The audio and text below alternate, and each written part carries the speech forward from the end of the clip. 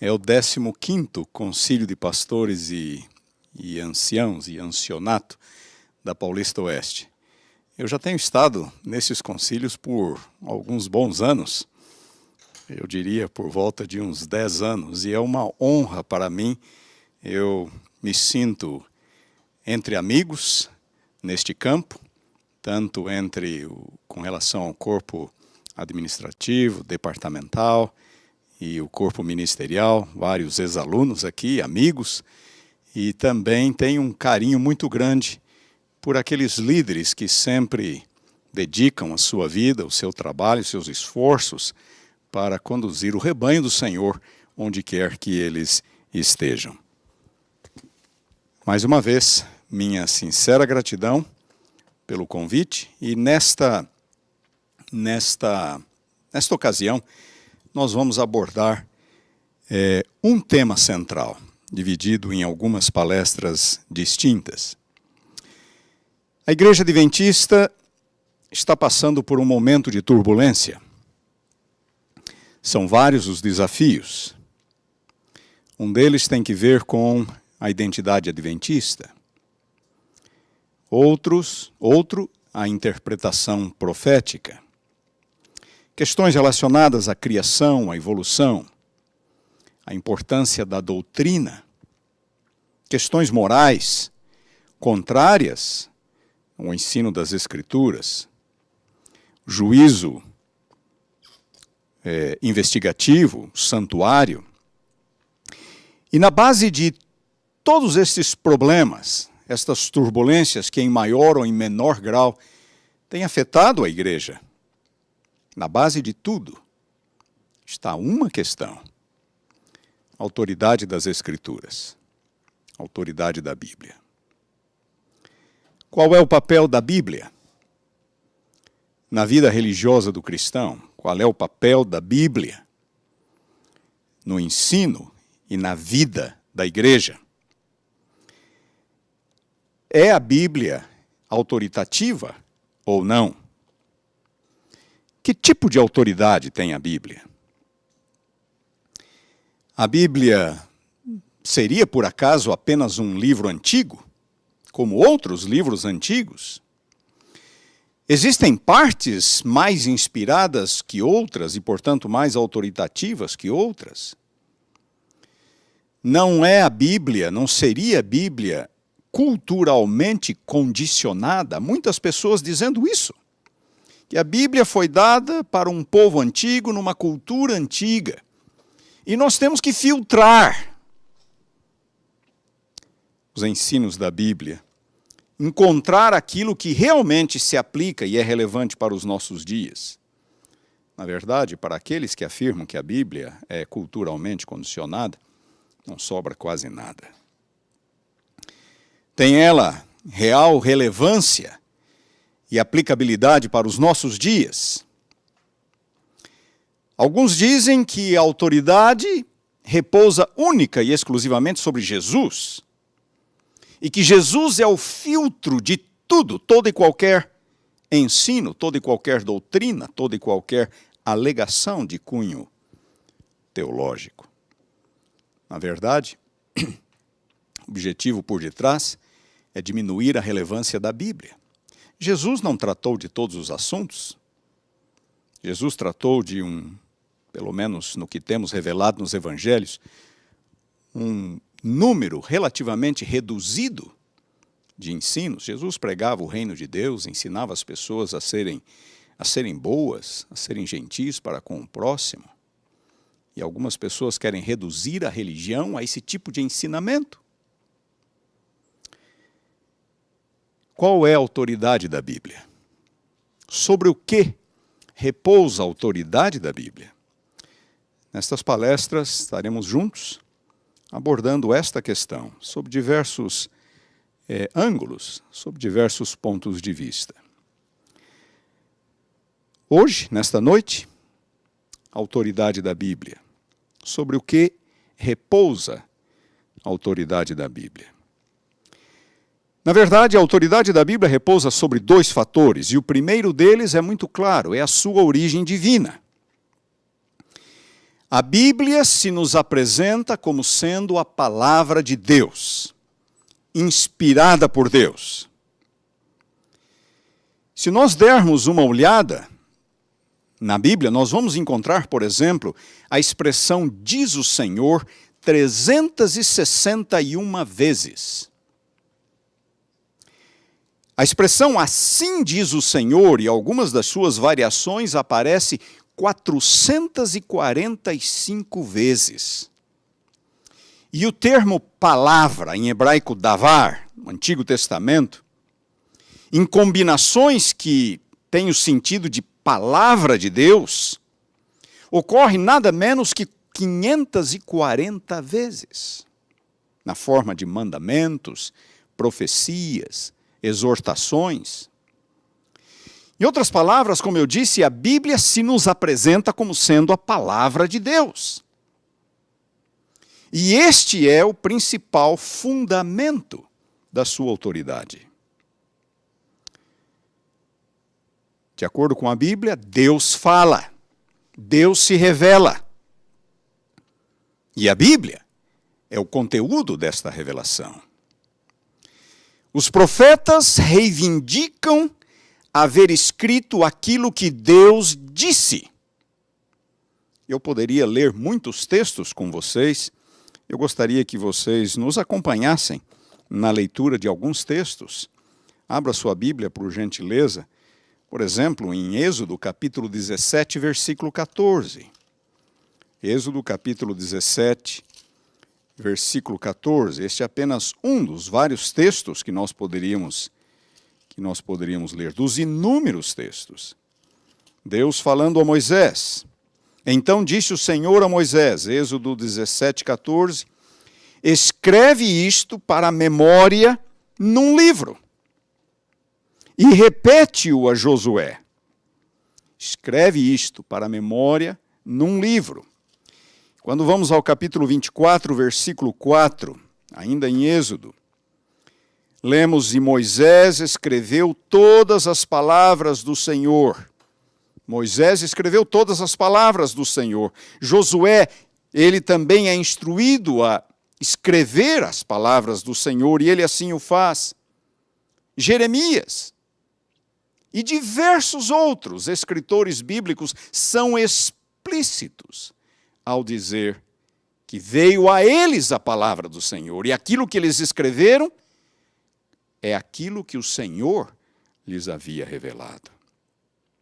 Tanto os profetas quanto os destinatários das mensagens acreditavam que a mensagem era de origem divina. Repito, tanto os profetas quanto os destinatários tinham a consciência de que era Deus quem estava falando por intermédio do agente humano. Gostaria de lhes fazer uma pergunta. A Bíblia é a palavra de Deus? A Bíblia contém a palavra de Deus? Ou a Bíblia se torna a palavra de Deus? O que você acha? A Bíblia é? A Bíblia contém? Ou a Bíblia se torna a palavra de Deus? Antes que você responda esta pergunta, deixa eu explicar o que há por detrás. O conceito de que a Bíblia é a palavra de Deus é aquilo que nós, tradicionalmente, acreditamos. A Bíblia é a palavra de Deus. A ideia de que a Bíblia contém a palavra de Deus, na verdade, é uma forma sutil de negar a autoridade da Bíblia. Eles dizem, não, a Bíblia não é, ela apenas contém. Nós temos que filtrar, nós temos que analisar, nós temos que ver o que realmente é divino, separar aquilo que é divino daquilo que é humano. Percebam o aspecto sutil deste conceito. E a ideia de que a Bíblia se torna a palavra de Deus é mais ou menos assim. Não, a Bíblia não é a palavra de Deus. Ela é a palavra humana. Ela é o testemunho de homens, nada mais do que isto. Mas este testemunho de homens é capaz de me inspirar a ter uma vida religiosa, a ter uma relação com Deus. E quando eu sou inspirado pela Bíblia, então a Bíblia se torna a palavra de Deus para mim. Este é o conceito por detrás, esta é a ideia por detrás do conceito. A Bíblia se torna a palavra de Deus. A Bíblia é, a Bíblia contém, ou a Bíblia se torna?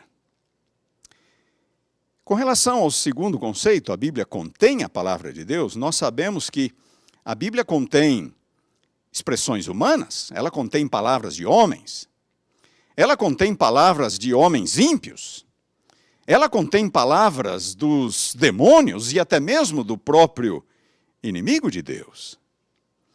Não seria, portanto, mais correto dizer que a Bíblia contém a palavra de Deus? Não. A Bíblia é a palavra de Deus. E a razão é muito simples. Em primeiro lugar, a iniciativa no processo de revelação foi divina. 2 Pedro capítulo 1, versículo 20 é muito claro. É Deus quem tomou a iniciativa. Não foi o agente humano. Não foi o escritor humano. Não foi Moisés ou Isaías ou Jeremias que um dia acordou e falou: hoje eu vou escrever um livro para a Bíblia. Claro que não foi assim. A iniciativa foi divina, o chamado foi divino. E em segundo lugar, tudo que nós encontramos na Bíblia cumpre um propósito divino. Tudo que está ali cumpre um propósito divino. Se há palavras de ímpios, se há palavras de inimigos de Deus e até mesmo do arqui-inimigo de Deus, não importa, tudo que está ali cumpre um propósito divino. E é por isso que nós afirmamos que a Bíblia é a palavra de Deus. A iniciativa foi de Deus.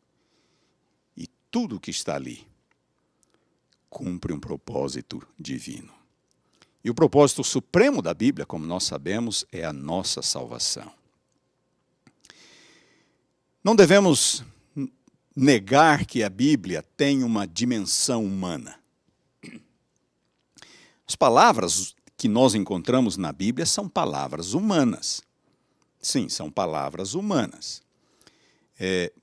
Muito embora Deus tenha se revelado, muito embora Deus tenha dito aquilo que os profetas deveriam escrever, o processo da inspiração não é verbal, Deus não dita o conteúdo. É por isso que nós encontramos uma variedade de estilos, uma variedade de expressões. Há profetas que escrevem melhores, há profetas que escrevem pior. Por quê? Porque eles eram de diferente cultura, diferentes níveis de escolaridade. No Novo Testamento é a mesma coisa. Se nós formos de novo para 1 Pedro, capítulo 1, versículos 20 e 21, nós vamos ler claramente que homens santos falaram, movidos pelo Espírito Santo. Eles foram inspirados, foram movidos por Deus, mas quem falou foi o agente humano. As palavras da Bíblia são palavras humanas. Mas estas palavras humanas são o veículo de uma mensagem divina. Um outro aspecto da dimensão humana da Bíblia está na compreensão que o próprio escritor bíblico teve ou tem da verdade. Pedro, por exemplo, na sua segunda carta, capítulo 3, versículos 15 a 16, ele fala do nosso amado irmão Paulo, que escreve segundo a sabedoria que lhe foi dada. E que há algumas coisas difíceis de entender, Pedro reconhece. Por quê? Porque Paulo escreve de acordo com a sabedoria que lhe foi dada. Pedro era uma pessoa um pouco mais simples. Então, a própria compreensão, a abordagem do escritor é diferente, varia de escritor para escritor. O estilo. Notem nas epístolas de João, filhinhos, estas coisas vos escrevo para que não pequeis. O idoso João, possivelmente o último apóstolo vivo, já no final do primeiro século, filhinhos, estas coisas vos escrevo. Olhem para João Batista. Raça de víboras, quem vos ensinou a fugir da ira vindoura? Por que nós encontramos essa variedade? Porque a personalidade, a compreensão, há uma interação entre o agente humano, o profeta, o evangelista, com a mensagem que é de origem divina, que vem de Deus. Um outro elemento humano também que nós encontramos na Bíblia são as experiências da vida. Deus se utiliza das experiências da vida do profeta para revelar sua mensagem. Jeremias profetizou no momento de crise e ele não queria fazer aquilo, e ele fica dizendo o tempo inteiro. É o profeta chorão, conhecido como o profeta chorão. Ele reclama o tempo todo. Esta experiência do profeta é o veículo utilizado por Deus para comunicar a sua verdade. Paulo escreve algumas de suas cartas enquanto viajando, Paulo escreve algumas de suas cartas enquanto preso. E esta experiência, ou estas experiências dos escritores, são evidentes nos seus escritos. São os livros da Bíblia culturalmente condicionados por causa disso? Porque a linguagem é humana, porque o preparo e a compreensão do profeta está ali presente na mensagem, ajuda a moldar a mensagem, por causa das experiências de vida dos escritores. É a Bíblia culturalmente condicionada? Nós temos que fazer uma distinção aqui, muito importante. A Bíblia foi dada no contexto de uma cultura, mas ela não é, isso não significa que ela seja culturalmente condicionada. Há um livro tido como sagrado, por aí, que segundo aqueles que assim acreditam, o livro foi encontrado em tábuas de ouro numa caverna e traduzido por um anjo. As tábuas, o conteúdo foi traduzido por um anjo. Algumas pessoas parecem agir como se quisessem que a Bíblia tivesse sido dada da mesma forma. Aqueles que acham que a Bíblia é culturalmente condicionada. Deus escolheu um outro método. Deus escolheu pessoas reais, histórias reais, contextos de vidas reais. Se Deus tivesse optado aquele método, os incrédulos diriam da mesma forma: a Bíblia carece de elementos históricos. Ela não se aplica aos nossos dias. Não se aplica à realidade da vida humana. Na verdade, aqueles que querem descrer ou criticar, de um jeito ou de outro, o fariam. De um jeito ou de outro, o fariam. Sim, a Bíblia tem uma dimensão humana. Como Jesus tinha uma natureza divina humana, a Bíblia tem uma natureza divina humana. Linguagem humana, linguagem limitada. Pedro escreve de um jeito, Paulo escreve de outro. Não há uma palavra para cada ideia que nós encontramos na Bíblia. Vejam, por exemplo, a palavra lei em Paulo. Paulo usa um termo, lei, com pelo menos 7 significados diferentes. Não nos admira que nós tenhamos dificuldades para interpretar Paulo às vezes. Por que é assim? Por causa das limitações da linguagem humana. E se você quiser ler um pouco mais, ou se aprofundar um pouco mais nesse assunto, eu recomendo que você leia o Mensagens Escolhidas, da Sra. White, volume 1. Toda a primeira sessão ela trata sobre a questão da inspiração. E ela diz claramente, a linguagem bíblica é linguagem humana. A linguagem é humana. Deus não dita, Deus inspira pensamentos. E o profeta escreve à sua maneira, de acordo com a sua compreensão, de acordo com o seu grau de escolaridade, de acordo com as suas próprias experiências de vida. E assim, A Bíblia é capaz de falar a nossa realidade. Mas a Bíblia se nos apresenta como sendo a palavra de Deus. Linguagem humana, mas palavra divina. Deus se revela. É Deus quem toma a iniciativa. E tudo que está aqui cumpre um propósito divino. Eu quero ler com vocês uma das bem-aventuranças. Ela não é muito conhecida, mas é uma das bem-aventuranças de Jesus. Lucas, capítulo 11, versículo 28. Lucas, capítulo 11, versículo 28. Acompanhe-nos na leitura da Bíblia. Disse Jesus: bem-aventurados são os que ouvem a palavra de Deus e aguardam. É interessante ler o contexto em que Jesus fez essa declaração, deu essa declaração. Uma mulher exalta Jesus, ou, na verdade, a mãe de Jesus. Bem-aventurada aquela que te concebeu, e os seios que te amamentaram. Jesus responde: bem-aventurados são os que ouvem a palavra de Deus e os que aguardam. Há uma intencionalidade por detrás das palavras de Jesus. Há uma intencionalidade aqui. Quando Jesus se utiliza da expressão palavra de Deus, ele está se referindo ao Antigo Testamento. E eu já disse, aquelas centenas de vezes em que a expressão diz o Senhor, assim diz o Senhor, a maioria, a grande maioria delas, ocorre no Antigo Testamento.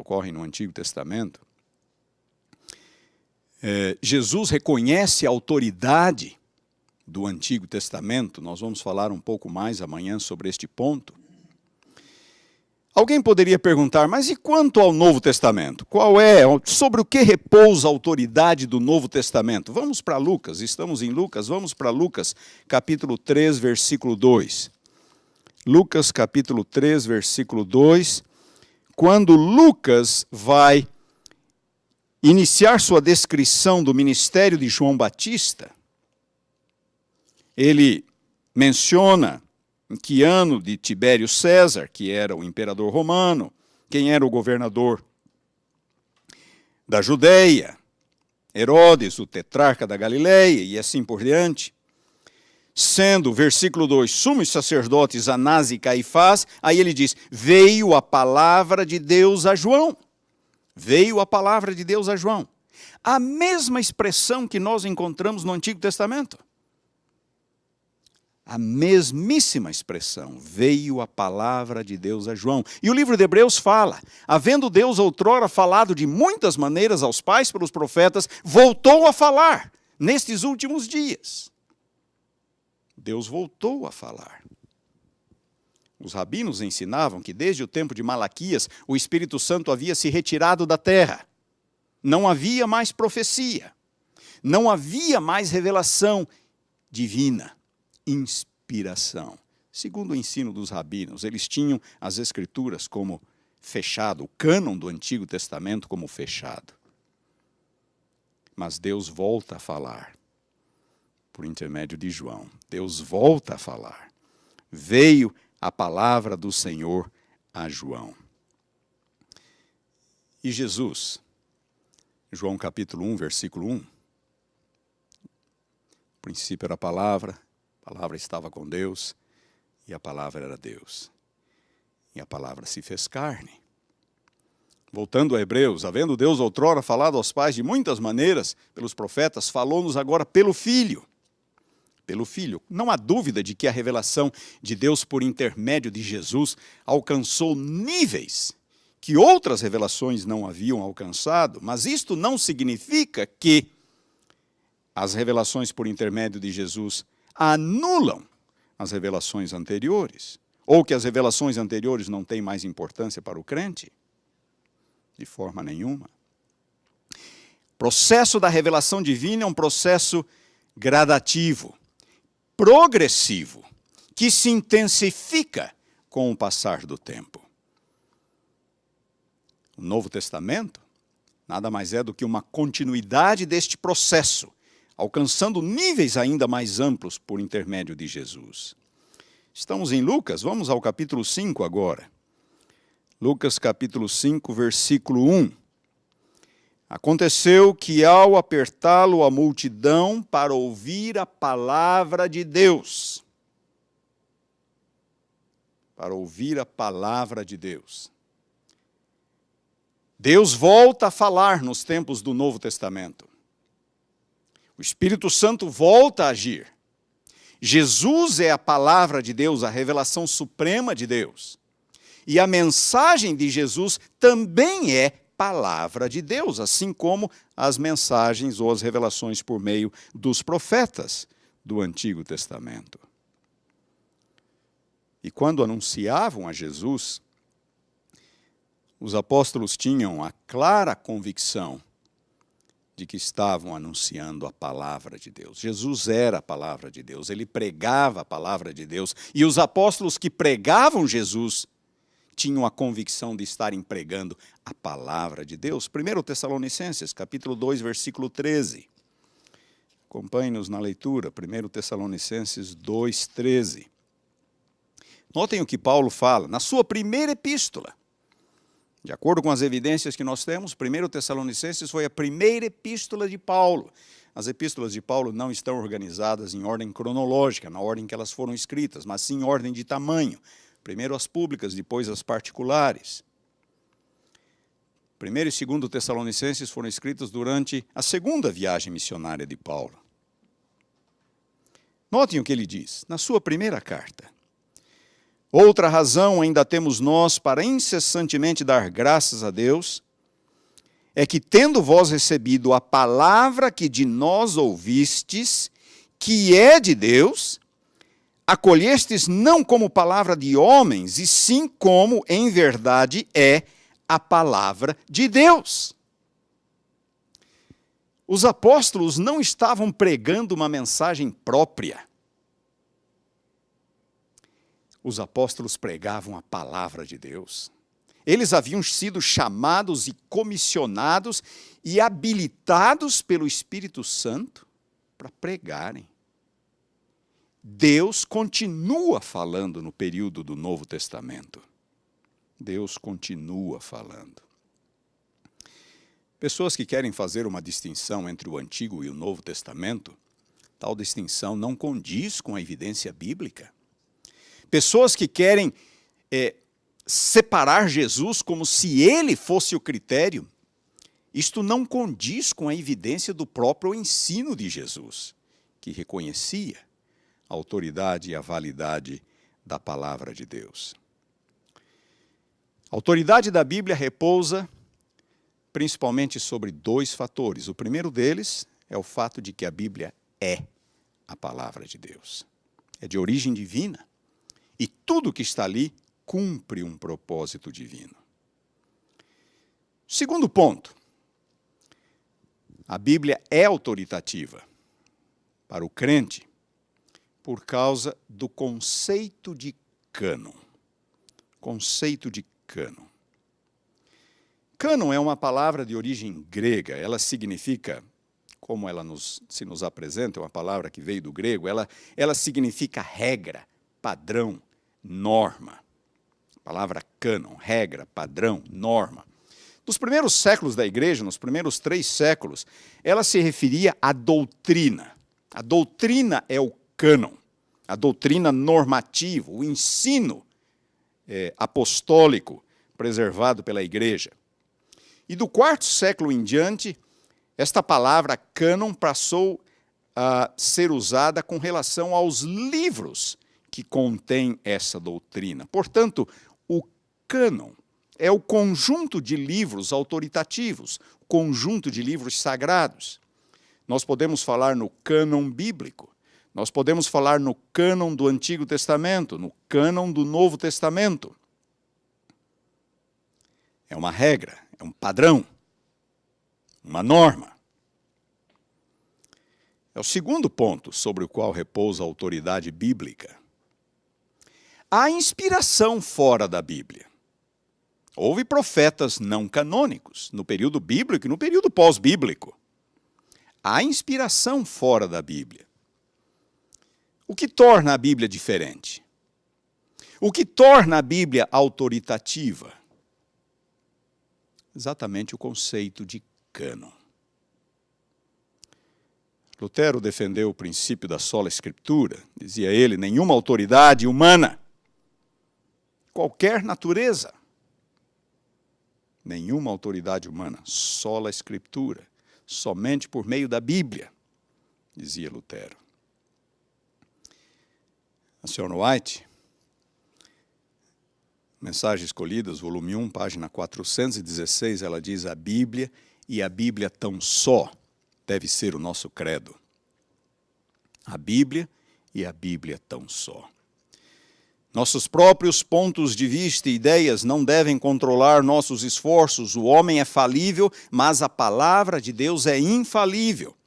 E ela termina a citação dizendo, é o último parágrafo do Mensagens Escolhidas, volume 1. Ela termina dizendo, ergamos o estandarte, no qual está escrito a Bíblia, nossa regra de fé e disciplina. E no Grande Conflito, na página 595, ela diz, uma citação que eu gosto muito, Deus terá sobre a terra um povo que mantenha a Bíblia e a Bíblia só, como norma de todas as doutrinas e base de todas as reformas. E ela continua dizendo, as opiniões de homens ilustres, as deduções da ciência, os credos ou as decisões dos concílios eclesiásticos, tão numerosos e discordantes como são as igrejas que representam. A voz da maioria, nenhuma dessas coisas, nem todas em conjunto, deveriam considerar-se como prova em favor ou contra qualquer ponto de fé religiosa. Nenhum, nem todos devem ser considerados como prova em favor ou contra qualquer ponto de fé religiosa. Antes de aceitar qualquer doutrina ou preceito, devemos pedir em seu apoio um claro, assim diz o Senhor. Grande Conflito 595. Algumas pessoas alegam que o cânon foi estabelecido pela igreja. Foi a igreja que selecionou, que reuniu os livros. E agora a igreja passa a se submeter, a ser regida pela autoridade da Bíblia. E eles dizem mais, dizem que a igreja é falível. E que, portanto, o cânon bíblico não tem nada de especial, é cíclico. A igreja escolhe e a igreja então passa a ser regida pela autoridade bíblica. A igreja escolhe os livros e passa a ser regida pela autoridade bíblica. E como a igreja é falível, o cânon é falível. São pessoas que querem esvaziar a Bíblia da sua autoridade. Bom, alguns pontos aqui são relevantes. Em primeiro lugar, Jesus, como eu já disse, reconheceu a autoridade bíblica. O Antigo Testamento, por exemplo, já estava, o cânon do Antigo Testamento, a coleção de livros do Antigo Testamento, já estava fechado nos dias de Jesus e dos apóstolos. Os judeus adotavam um cânon em 3 partes. Eles falavam na lei, nos profetas e nos escritos, para se referirem ao Antigo Testamento. A expressão Antigo Testamento não existia. Ela foi cunhada a partir do começou a ser usada a partir do 2º século da nossa era, por cristãos. Assim também a expressão Novo Testamento. A expressão Bíblia também não era usada com o sentido que ela tem hoje. Os judeus se referiam ao Antigo Testamento como sendo escrituras sagradas, ou a lei, os profetas e os escritos. Eventualmente podiam falar Moisés, os profetas e os escritos. Moisés, profetas e os salmos, porque os salmos eram a principal parte dos escritos, da terceira parte. Nós acreditamos que Deus agiu no período do Antigo Testamento, no final do período, para fechar o cânon bíblico. Os judeus assim o criam. Escritores judaicos dão evidência de um cânon fechado, que por sua vez serviu de base para que a igreja cristã também fechasse o cânon. Mas foi a igreja que estabeleceu o cânon do Novo Testamento? Não, esse pensamento é incorreto, dizer que foi a igreja. Em vez de ter sido escolhido pela igreja, é importante que você preste atenção agora. Em vez de haver sido escolhido pela igreja, os livros do Novo Testamento, o cânon do Novo Testamento, já surgiu autoritativo. Já surgiu com autoridade. É muito simples. Os evangelhos dizem que dentre muitos discípulos, Jesus selecionou 12. Marcos diz para estarem com ele e para os enviar a pregar. Jesus instruiu os 12. Jesus deu autoridade aos 12. E Jesus falou que o Espírito Santo haveria de guiar os 12 em seu ministério. E quando a igreja começa, depois da ascensão de Jesus, lá estão os 12. A igreja está reunida em torno dos 12. Por quê? Porque eles foram escolhidos por Jesus. Eles foram investidos de autoridade por Jesus. O Espírito Santo está atuando por intermédio deles. Aquilo que os 12 falavam era autoritativo para a igreja. E aquilo que os 12 escreveram era autoritativo para a igreja.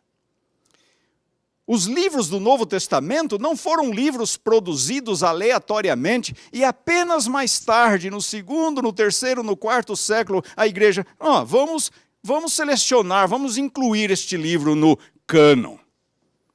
Os livros nasceram autoritativos. Lembram-se da passagem que acabamos de ler, da última passagem que lemos?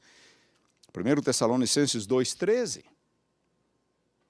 A mensagem de Paulo era a palavra de Deus. Paulo reivindica a autoridade apostólica. Os apóstolos reivindicam a autoridade apostólica.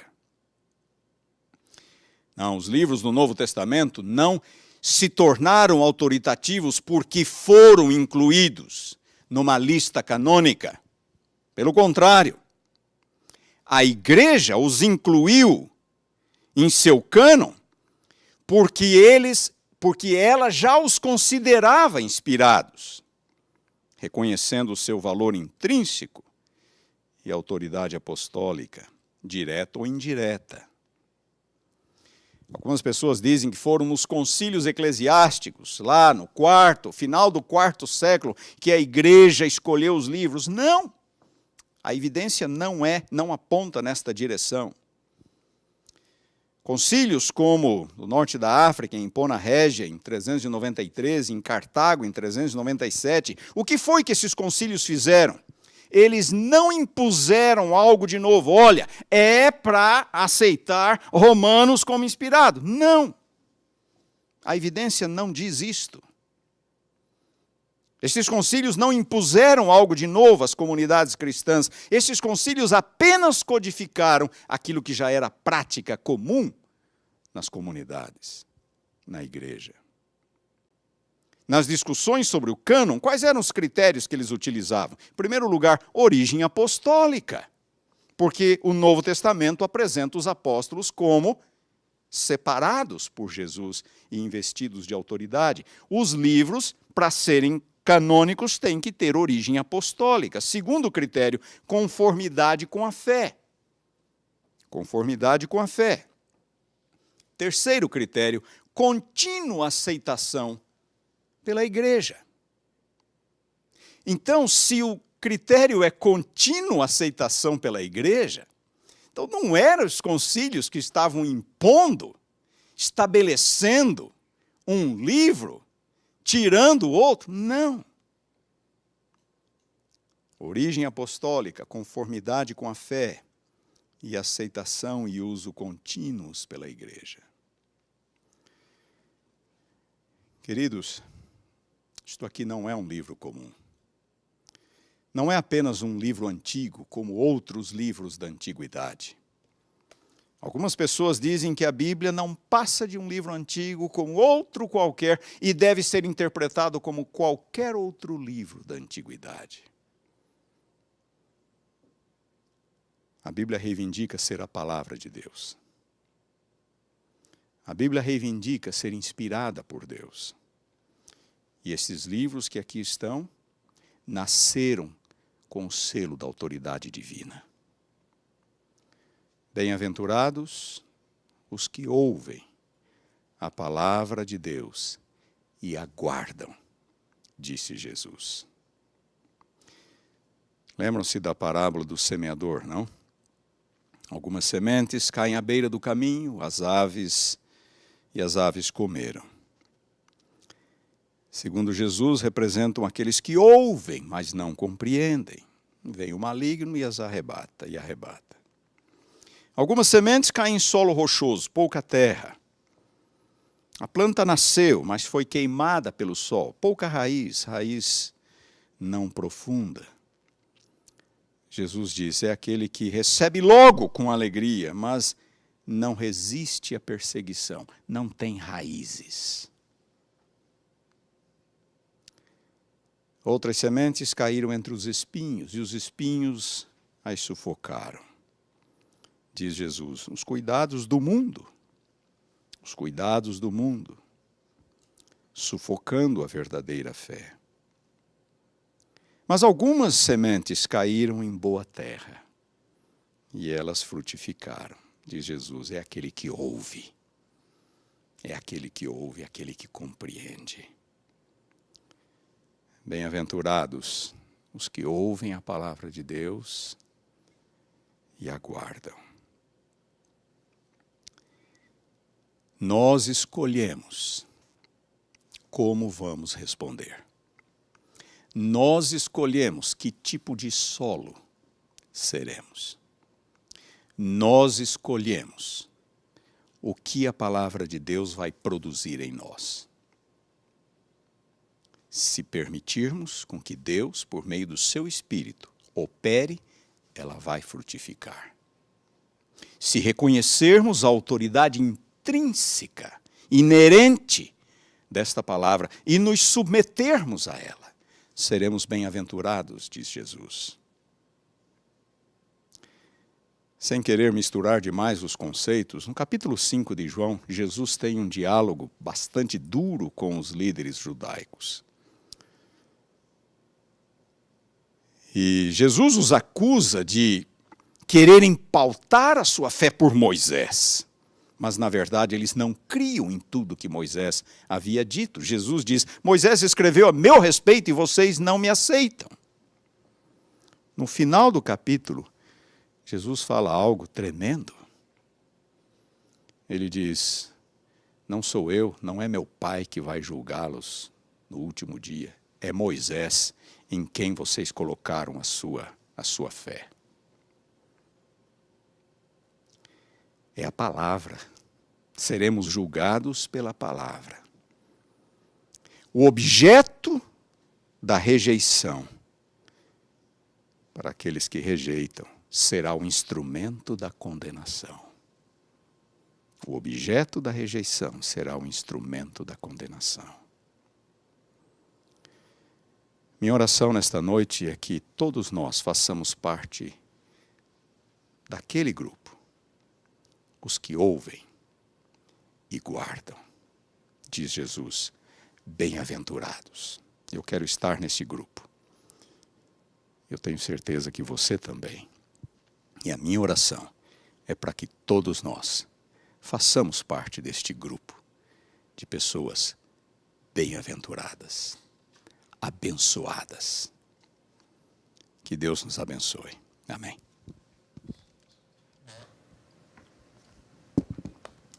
Vamos orar. Nosso Deus, nosso Pai, nossa gratidão por mais este concílio, a nossa gratidão por mais este momento em que a Associação Paulista Oeste separa todos os anos para instruir, para orientar, para passar materiais, a estes pastores e especialmente os líderes das igrejas que estão na linha de frente, labutando em prol do Evangelho. Senhor, vivemos momentos difíceis. Há muitas turbulências ao redor. Tua palavra tem sido negligenciada, tem sido rejeitada por alguns. Mas nós aqui queremos renovar o nosso desejo, o nosso compromisso de seguirmos, de amarmos, lermos, guardarmos os ensinamentos da Tua palavra, para que possamos ser abençoados por ela, possamos ser usados por Ti para instruir o Teu povo, para trazer mais pessoas à causa do Evangelho e prepararmos assim um povo para o encontro com Cristo. Dá-nos a Tua bênção, dá-nos a Tua paz. Sê conosco durante todo este concílio. Em nome de Jesus, amém.